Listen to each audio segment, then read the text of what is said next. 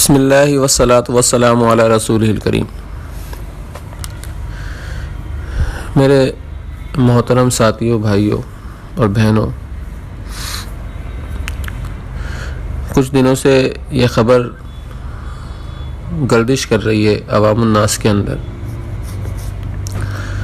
اور پھیلائی جا رہی ہے۔ کثرت سے میسیجز فارورڈ کیے جا رہے ہیں اور میسیجز فارورڈ کرنے کے اندر ہر بندہ یہ سمجھ رہا ہے میں نیکی کا کام کر رہا ہوں۔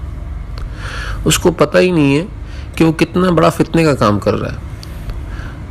وہ اپنے تئیں تو یہ سمجھ رہا ہے کہ وہ نیکی کا کام کر رہا ہے، لیکن اس میں فتنہ کتنا بڑا مضمر ہے وہ یہ نہیں سوچ رہا۔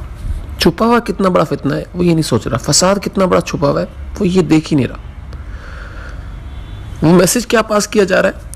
وہ یہ کہ حاجی عبدالوہاب صاحب رحمۃ اللہ علیہ کی قبر سے خوشبو آ رہی ہے۔ ایسے ہی بہت سارے بزرگ جو پچھلے انتقال کر چکے ہیں، جیسے حضرت جنید جمشید رحمۃ اللہ علیہ، بھائی واسی منظور صاحب رحمۃ اللہ علیہ، اور ایسے ہی دوسرے بزرگان دین، تو ان کی بھی قبر سے خوشبو آنے کے واقعات مشہور ہوئے۔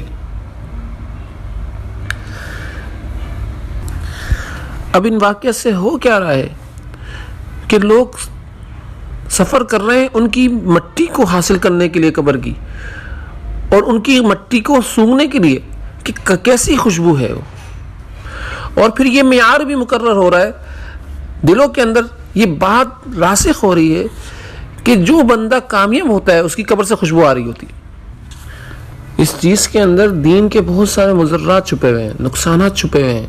اس کو سمجھنے کی ضرورت ہے۔ شیطان تو چاہتا ہی یہی ہے کہ اہل حق کے اندر بھی بدعات کا دروازہ کھول دے، اور وہ بدعات کا دروازہ کھولنے کے لیے کسی نہ کسی طور پر کوئی نہ کوئی بات دل کے اندر ڈالتا رہتا ہے، وسوسہ ڈالتا رہتا ہے۔ پھر تو یہ ہوگا کہ جس کی قبر سے خوشبو آئے وہ بزرگ، اور جس کی قبر سے خوشبو نہ آئے وہ شیطان، نعوذ باللہ من ذالک۔ اور پھر دل کے اندر خیال پیدا ہوگا کہ پوری زندگی جس کو ہم بزرگ سمجھتے رہے، دیکھو بھائی اس کی قبر سے خوشبو ہی نہیں آئی۔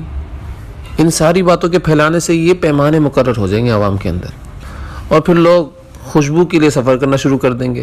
جو سنت طریقہ ہے بالکل بھول جائیں گے قبر پر جانے کا۔